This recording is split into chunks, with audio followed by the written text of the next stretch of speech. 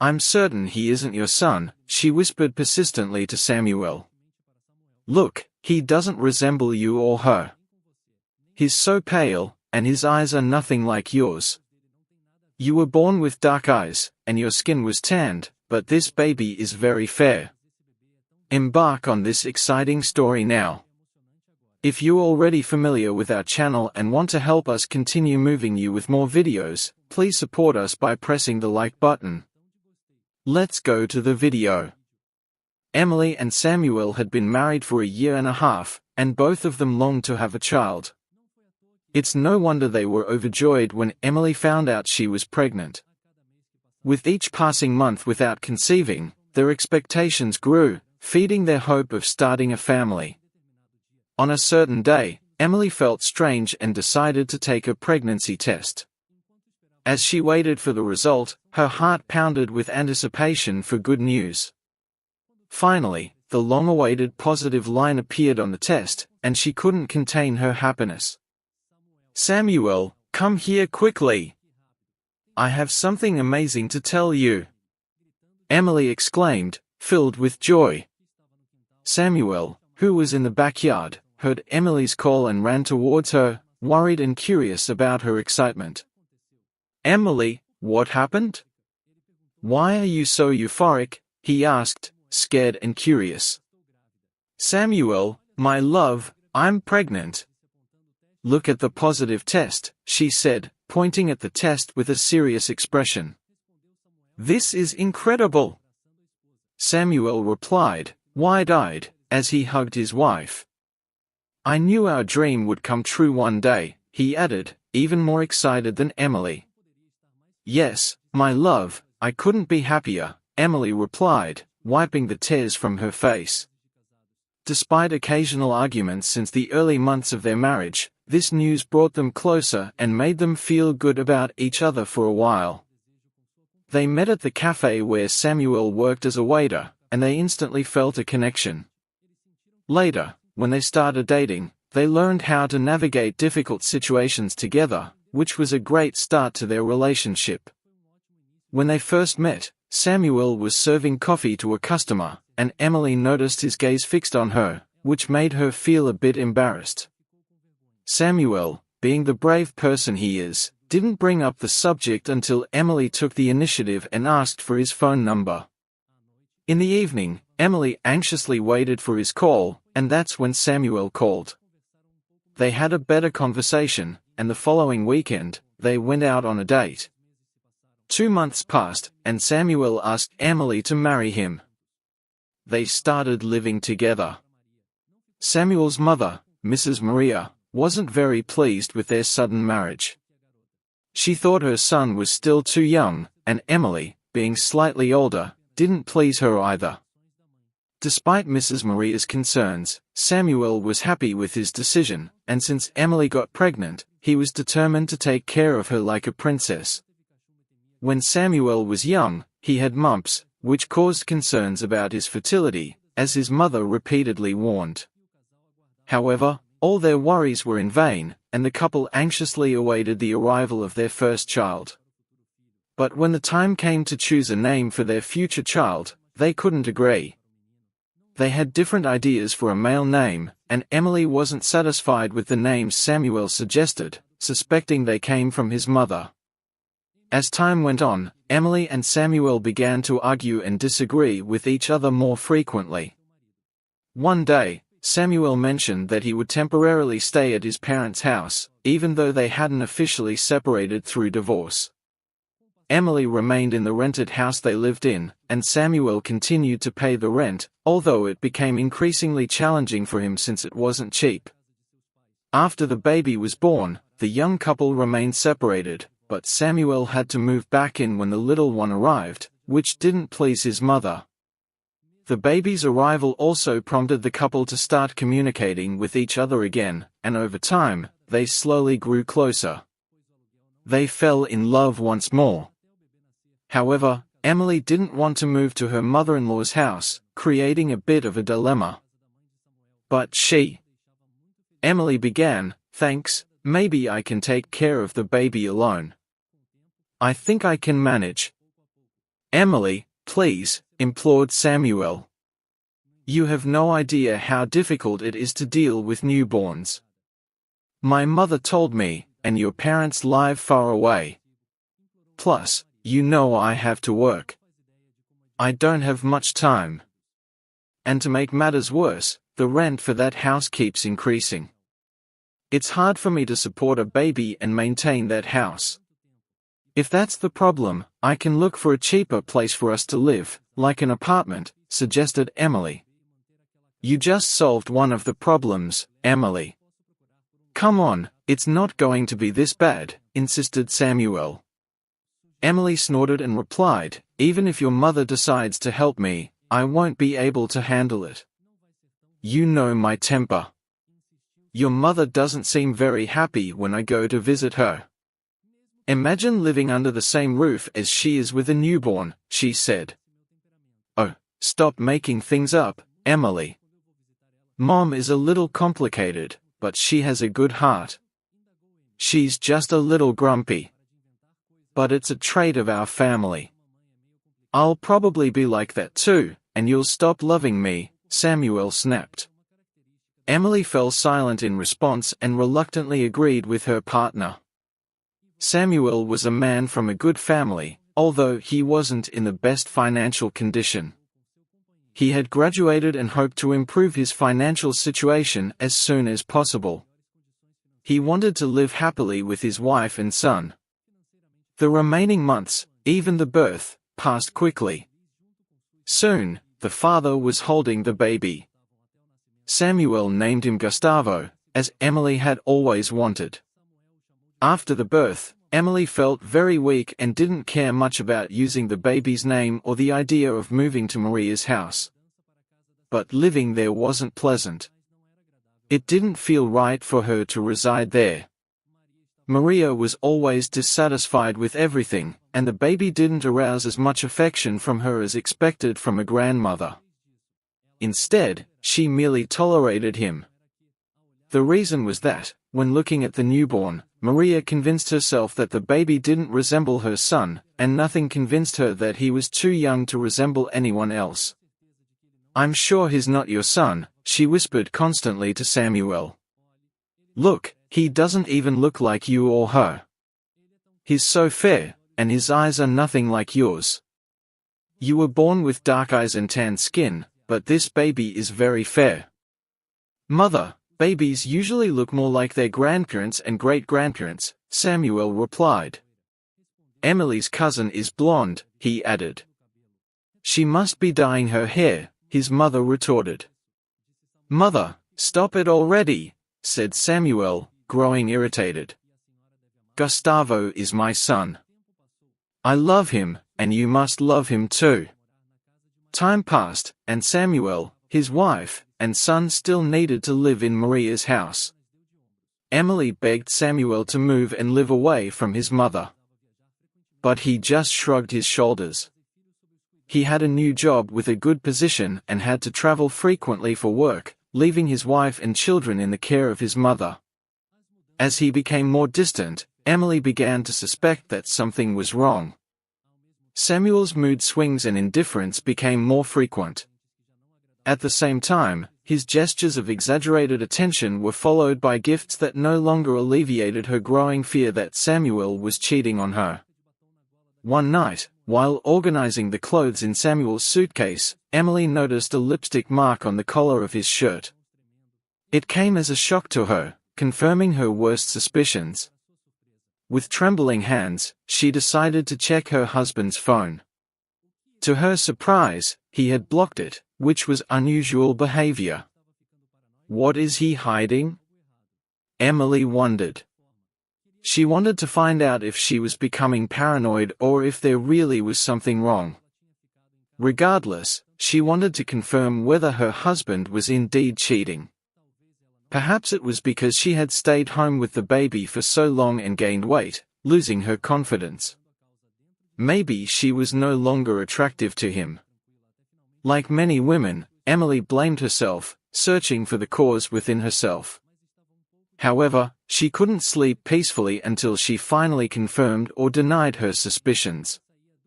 Samuel remained affectionate but somewhat distant. He rarely left his phone unattended, and if it rang, he would immediately leave the room. Then, one day, coincidentally, Samuel had just finished a call when his mother called him, and he left, forgetting his cell phone on the bedside table next to the bed. Emily picked it up like someone starving, grabbing a piece of meat. She was eager to know the truth, whatever it was. She started checking his cell phone, but there was nothing suspicious in the 3 messages, except that a name, Lisa, appeared too often. Curiosity got the better of Emily, and she decided to take a risk. She pressed the call button, but instead of a female voice, she heard a man's voice. "Yes, Samuel, you forgot to tell me something," asked the man on the other end of the line. "Hello." Emily silently pressed the end button on her phone and carefully placed it back down. She felt completely confused. What is going on, she wondered. Who was that guy? She was confused. Is it someone from the company? From Samuel? The first thing that came to Emily's mind was that Samuel and the man on the phone were seeing other women. Are those scoundrels cheating on their wives? Am I being cheated on? The questions in Emily's head wouldn't cease. Samuel didn't notice the change in his wife when he returned. He was sharing some future plans with her, but she couldn't understand their meaning. She just couldn't hear anything. Her husband suddenly seemed completely strange to her. It was as if Samuel was hiding something from her, even though she didn't know what it was. I want to visit Roberta tomorrow. Gustavo and I are going to stay with her for a few days, said Emily out of the blue, leaving Samuel confused. Emily's friend Roberta lived on the other side of town and had invited her to visit. It seemed convenient to leave now and not have to look her husband in the eye. The feeling that something wasn't right was consuming her. Emily needed to pause and figure out what to do next. And so, she went to her friend, who joyfully welcomed her and the baby. After hearing Emily's story, Roberta began to convince her that it was probably all in her head. She still thought it involved another woman. After all, it was strange that the contact's name was saved with a female name, but even so, a man answered when she called. As the conversation progressed and Emily opened up to her friend, Roberta started to believe that maybe Samuel was indeed cheating on her. I've heard that men love to give gifts when they are cheating, just to disguise and please, Roberta said, referring to the gifts Samuel had been giving. Emily had even seen a lipstick mark on his shirt, which made her wonder about Samuel's actions. And then, the friends concluded that he really was cheating on Emily. The woman's intuition seemed to confirm their suspicions. Emily was in tears, devastated by her conclusion. After spending some time trying to comfort her, Roberta suggested something that wouldn't solve the problem but could alleviate some of the bitterness that Emily was feeling. According to Roberta, she said that Emily just needed to distract herself and focus on herself, forgetting about Samuel and not solely focusing on her son. Roberta decided to help her friend regain a little bit of her social essence. Emily needed to be surrounded by people again, showing everyone that she was still amazing and charismatic. A party at a friend's house seemed to be the best option for a successful return to social life. After hiring a nanny for Gustavo, the women went out to the party and started drinking wine.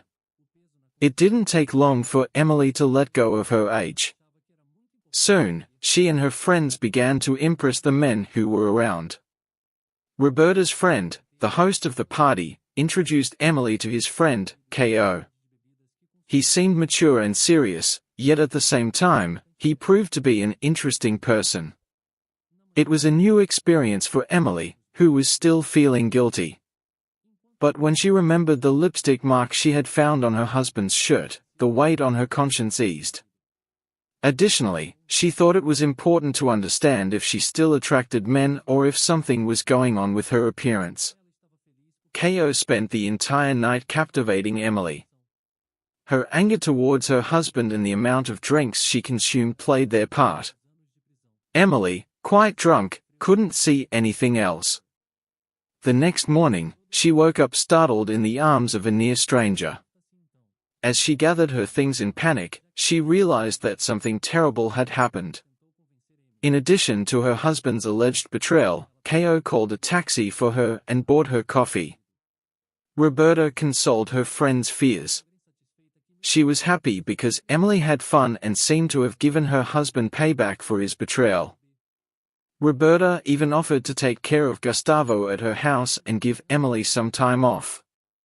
She assured her that she had suffered enough with this family, emphasizing that these things happen to everyone, and it's not a problem to have some fun since Samuel was doing the same thing to her.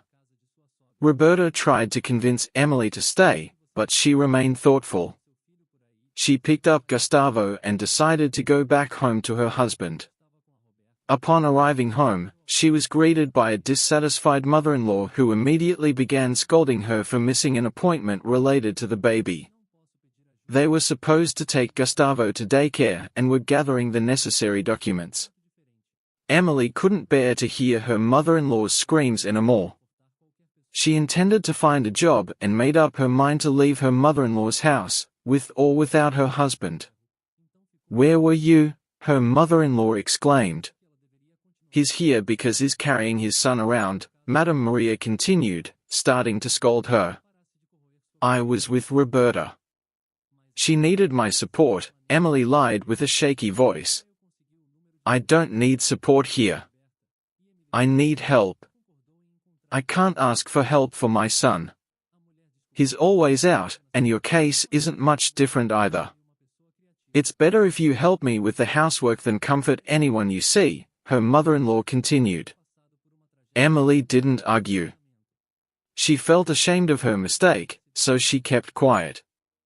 Although Roberta had said she should continue acting that way, Emily hoped that her random affair would stay in the past and eventually stop gnawing at her conscience with guilt.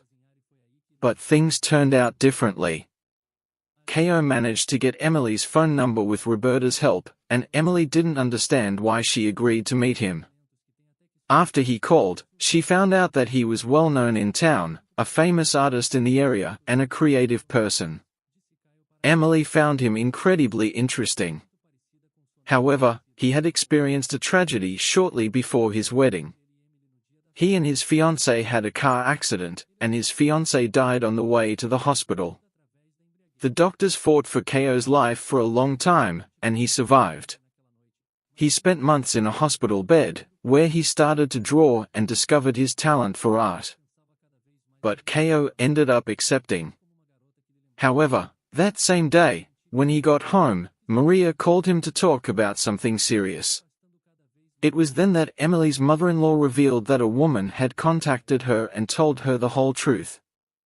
The woman said she was having an affair with Samuel and decided to reveal it because Samuel had been stalling for some time, repeatedly saying that he would break up with Emily but never following through. However, this was not a surprise to Emily. Although she felt bad, she was also relieved. Emily started to confront Samuel, but Maria, even though she knew her son was in the wrong, started defending him, creating a mess in the middle of the argument.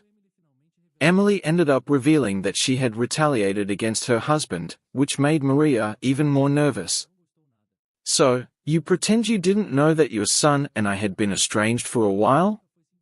We just live under the same roof," Emily responded to her mother-in-law's insults. "His immoral wife? It doesn't surprise me. From the start, I suspected that his son was born out of wedlock. That boy is not my Samuel's son. It was you who betrayed him first," said Maria. "I will not receive anything from us, neither you nor your son, and leave my house," Maria shouted. Emily raised her head and replied, "I have wanted to do this for a long time, and I will gladly do it. But make no mistake, Samuel is not going to abandon his son that easily. He is the father, and it can easily be proven with a DNA test. You are completely crazy to spend money on tests. Get out of our lives and leave my son in peace, Emily declared. So, Emily left the house, and things were clarified for both sides. Samuel and Emily did not have any personal contact. However, Samuel agreed to do a DNA test to resolve the paternity issue. As he also believed that the child was not his, curiously, even though Samuel had betrayed her first, he seemed to be upset with her. Apparently, for some reason, he believed his mother's version, which said that his daughter-in-law had gotten pregnant by someone else, even though she was engaged to Samuel. He claimed that this was the reason for his betrayal as well. Emily questioned why he would base his betrayal on mere guesswork. But Samuel denied it and said that he had already secretly done a DNA test, and the result was incompatible. Emily felt butterflies in her stomach but insisted that he was bluffing. This led to their agreement to do the DNA test. However, Emily was surprised to learn that she and Samuel had already divorced because they didn't believe each other's versions. Nevertheless, Maria made a point of being present at Emily's side when it was time to collect the test results. Emily was left speechless when her mother-in-law showed her the document, clearly indicating that the degree of kinship between Gustavo and Samuel was 0%. Maria questioned Emily, waiting for answers, but she could only stutter a few things and ran off, confused, distancing herself from Maria. This copy can only be wrong. Samuel is the father of my child, she cried on the phone while talking to Ko. Ko suggested doing another test, but Emily replied that they wouldn't agree, and she needed Samuel's consent. If you are sure he is the father, there is only one option. We need to investigate this to see if the hospital made a mistake, Ko suggested. At first, he didn't want to even think about it. But Ko managed to convince her, and in the end, it was the right thing to do. With time, Emily herself began to suspect the situation. This is not my baby, so where is the child I gave birth to, she wondered. So, they both began to investigate what had happened. They went to the hospital where Gustavo was born and found that there were 3 other mothers there on the same day. 2 had girls, and only 1, like Emily, had a boy. This prompted them to search for this woman who also had a boy. They dedicated all their efforts to finding her, but it wasn't easy since the address on the documents was no longer her residence. They didn't know where she had gone. The neighbors informed them that the family was very poor and that no one took care of the children. She is an alcoholic, said a former neighbor, and her husband was also an alcoholic. It seems they went somewhere to earn money, and the youngest son was with them, while the eldest was taken away by Child Protection Services. Months passed, and they were still searching for that family. Both Gustavo and the son of the woman who was present at the hospital were already older and walking. Ko took Emily and Gustavo to live with him and was confident in the success of the case. Even when Emily was completely desperate, they continued their search. They also looked for Gustavo's biological parents, whose information Ko managed to obtain through a friend who worked in the authorities. It was soon discovered that the family had moved to the husband's sister's house, where they drank together and often got into trouble with the police. The baby's mother had recently died, and the father was caught stealing again. In fact, they confirmed that somehow the babies had been switched, and that was what caused all this commotion. Emily's own child was left as an orphan and was probably living with his aunt. This idea scared Emily, and she didn't want to wait another minute, afraid that something terrible would happen to her biological son at any moment or that he would be taken by strangers. For Samuel and Maria, the flame of love for the couple had already gone out. He thought about suing the hospital but gave up on the idea. It was no longer any use, so he dropped it. They went to the address indicated on the same day, the supposed place where Emily's biological son was. They arrived at a very old house in a very dirty place. Emily knocked on the door a few times, but got no answers. The door was not locked, so she decided to find her son anyway. She went in but immediately backed away, impacted by the smell that hit her nose. The place was filled with dirty bodies, alcohol, and garbage. In the middle of this nightmare, there was no sign of Bruno, her real son. Being careful not to scare the boy, she called him by the name Bruno for the first time and asked what he was doing there and who gave him permission to enter her house. An intoxicated woman showed up at the door, with a dirty jacket and unkempt hair. She questioned why Emily was calling him Bruno, not understanding who Emily was referring to. Emily explained that she needed to talk to a boy named Bruno, clarifying that he was her nephew. The woman, not showing much concern, asked if Emily had seen the boy and kicked a drunk man who was lying on the floor. The man, indifferent, replied that Bruno was probably wandering around and mentioned teaching him a lesson when he gets back so he wouldn't wander around again. He then laid back on the floor and fell asleep, mentioning Bruno's fondness for playing with other kids. The woman abruptly slammed the front door, leaving Samuel in disbelief. He couldn't believe what he was hearing and seeing, realizing how fate could have placed his baby in such a terrible situation. But Ko, more confident than ever, got Emily, who was completely exhausted, back into the car, and they drove around in a hurry, searching for the boy. They decided to ask the homeless people if they had seen Bruno, as they were known to be familiar with him. Most of the residents from the street walked away when he started asking questions about the boy. However, a gentleman agreed to show them where to find him. He explained that Bruno usually hid there when his aunt mistreated him. The man described Bruno as the most traumatized 3-year-old boy he had ever seen and mentioned helping him whenever he could. Emily's eyes filled with tears after hearing this. They resumed their search and eventually found the boy sleeping among boxes, rubbing his eyes with dirty hands. Confused by the situation, he wondered why this pretty woman called him Bruno and claimed to be his mother when his real mother was gone, and his father had been arrested again. He had been hiding from his aunt. In response, Emily assured him with tears in her eyes that his mother was alive, and she was his real mother. Overwhelmed, the boy looked at Emily's gentle, tearful face, wishing deep within his soul that her words were true. After enduring so much suffering in his life, he desperately wanted to believe that his mother would not abandon him and that he would finally be loved and cared for. Emily hugged the boy's fragile body and held him close. Their hearts were beating loudly, and they both felt that nothing could separate them anymore. She took the boy with her, and they fell when they obtained legal recognition of their relationship through the court. The truth was revealed to Samuel and Maria, but only Samuel apologized to Emily, and she did the same. Furthermore, Samuel started visiting and taking care of his biological son frequently, becoming a very present father in his life. Bruno never saw his aunt angry again. He also met Gustavo, and Emily was happy to see their 2 boys, the most loved and dear beings in the world, quickly becoming friends.